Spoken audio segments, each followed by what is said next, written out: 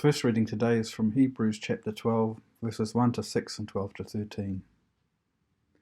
As for us, we have this large crowd of witnesses around us. So then, let us rid ourselves of everything that gets in the way, and of the sin which holds on to us so tightly. And let us run with determination the race that lies before us. Let us keep our eyes fixed on Jesus, on whom our faith depends from the beginning to end. He did not give up because of the cross.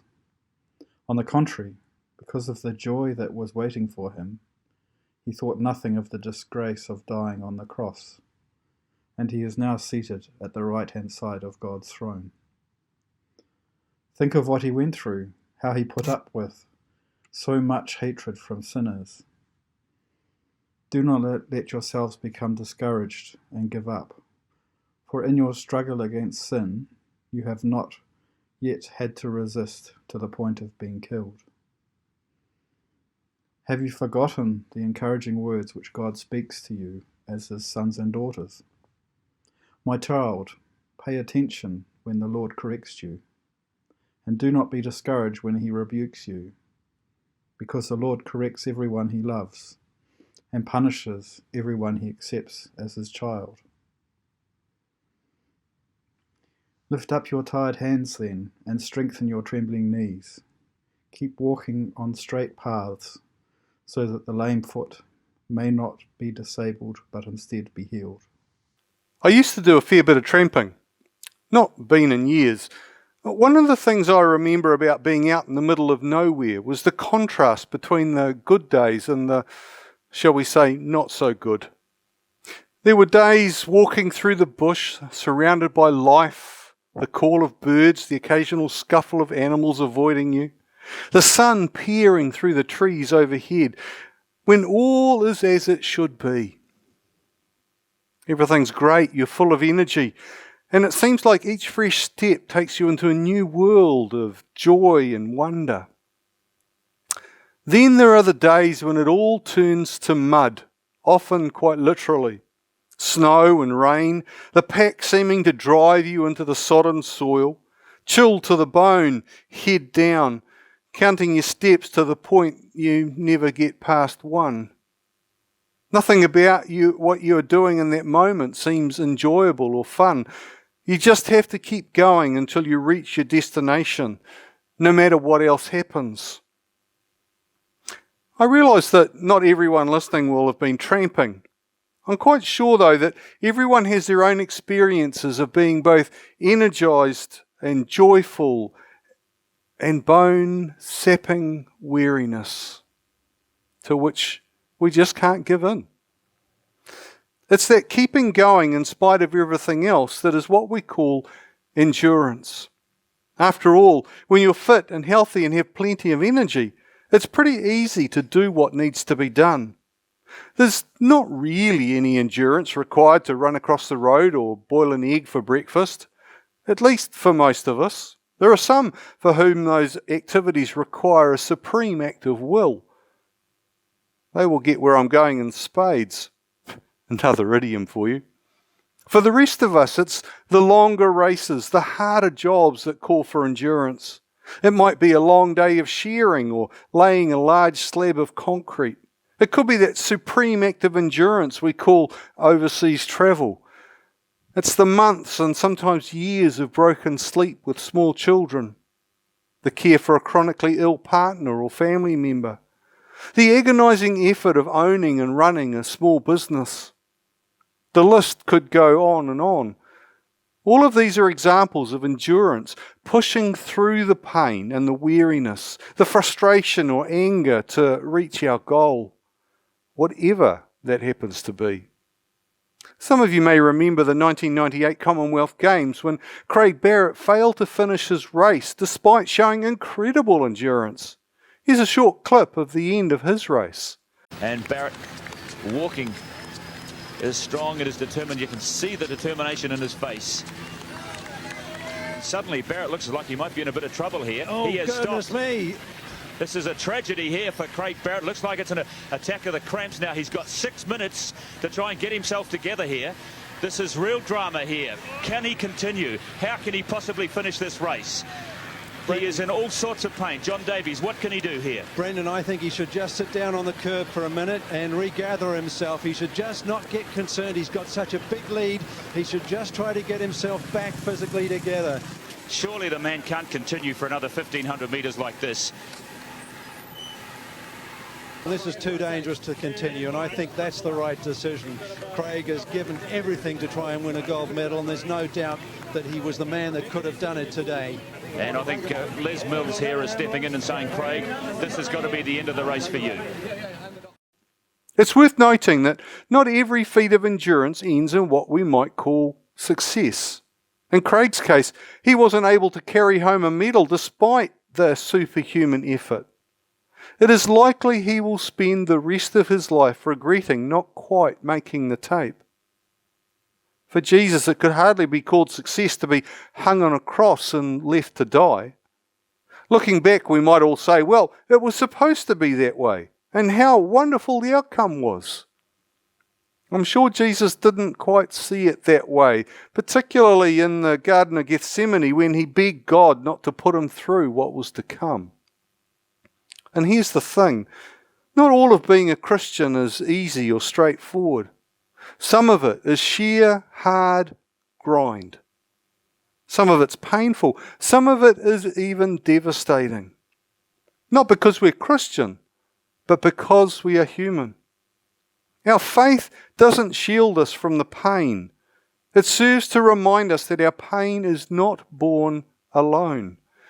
Rather, we have a companion who stands alongside us through the pain. One of the abiding images from war is that of the soldier holding their friend as they die from wounds that have been inflicted. We often see it depicted in the dying soldier holding the hand of their friend, a comfort as life slips away. It'll be dark by then. That won't bother me. I'll find the second. I'll give them the message. And then I'll find your brother. Just like you. A little older.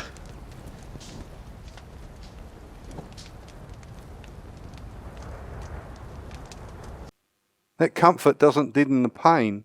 It doesn't make it all better. But it gives us strength to endure what is coming next. The same thing happens when you sit with an ill friend. You cannot experience what they're going through. You cannot possibly say with any hint of integrity, I know what you're going through. But there is something about simply being there that can bring them the strength to endure. I want to pause a moment and re-emphasize something about creating that I think we need to be reminded of. Creating is not all about making things. It does not matter if you cannot cook or write or paint or build or act or play or any of those things that have stolen the title of creating. I say stolen because it's not theirs to own. Of course it is creating to cook a beautiful meal or build an amazing bungalow. But these things are only a subset of creating, a portion. We could imagine that the world of creating is like a giant cake. All those making aspects of creating are simply a single slice of the whole. They're not even the largest slice. When I say that we are created to be creators, I'm speaking to the whole cake, not a single slice. This is why it's so important to understand that creating requires endurance. Of course, making things can require endurance. It's the other parts of our lives of creating that are more likely to require the deep endurance Jesus exhibited. Those times we find ourselves searching for God's presence in the midst of hurt and pain can be some of the most creative stages of our lives. In them and through them, we surface understanding that can light up the rest of our lives. That is why we look to Jesus' example of endurance, so that what is lame may not be put out of joint, but rather healed. The second reading today is from Matthew chapter 14, verses 13 to 21. When Jesus heard the news about John, he left there in a boat and went to a lonely place by himself. The people heard about it, so they left their towns and followed him by land. Jesus got out of the boat, and when he saw the large crowd, his heart was filled with pity for them, and he healed those who were ill. That evening his disciples came to him and said, "It is already very late, and this is a lonely place. Send the people away and let them go to the villages to buy food for themselves." "They don't have to leave," answered Jesus. "You yourselves give them something to eat." "All we have here are 5 loaves and 2 fish," they replied. "Then bring them here to me," Jesus said. He ordered the people to sit down on the grass. Then he took the 5 loaves and the 2 fish, looked up to heaven, and gave thanks to God. He broke the loaves and gave them to the disciples, and the disciples gave them to the people. Everyone ate and had enough. Then the disciples took up 12 baskets full of what was left over. The number of men who ate was about 5,000, not counting the women and children. Enduring can lead us down unexpected and creative paths. In our reading, Jesus has just heard that his cousin John has been headed by Herod. I rather doubt any one of us can truly understand how that must have felt. It's no wonder he decided to try and find somewhere he could be alone to think. How better to do that than get on a boat and set off for the far shore? I'm not too sure how the people got there ahead of him. Maybe the lake is fairly small. But no matter, when Jesus arrived at the other side, there were a lot of people looking for his attention. I suspect most of us have experienced this in some way. We're tired, exhausted even, and there is someone, or maybe many someones, demanding our attention. In those moments we can turn away from the need, or we can turn toward it. Turning away is almost always the easiest response. It's the path of least resistance and requires less of our depleted stores of energy. Let them sort out their issues. Turning toward the need is something quite different. It recognises that even in the valley of our own wants and needs, we still have something to offer. We still have the ability to create hope, to bring life into moments of despair. I have a question for you. Have you ever, in a moment of distress or anxiety or just plain weariness, picked yourself up and gone to help someone else? I'd be completely amazed if you told me you've never done that. In fact, I would be amazed if you haven't reached out and loved many times over the course of your life. Now, I want you to take a moment to think about one of those times you've reached past your exhaustion or despair to serve someone else. Think about the effect it had on the person or people you reached out toward.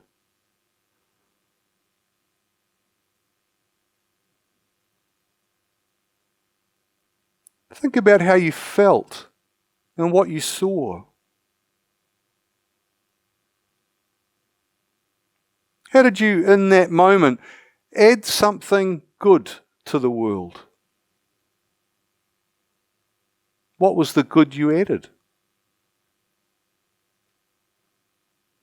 I don't know for sure, but I think that it is in these raw moments, when we are most honest with ourselves, that the best creating, the best adding good to the world goes on. Perhaps it was in a raw moment that God spoke the world into being. How would it be if, instead of a gentle word of compassion, "Let there be light," was a roar rising out of pain and disappointment? And the good that is the world was a result of pressing through that pain to create you and me. Perhaps that is a stretch too far. But what if? Sometimes God, it seems too hard, too much to bear. We've given it all we have and it's still not enough. And then, in the midst of weariness and pain, there's a call for more. A call to endure through our suffering, to add good to our world.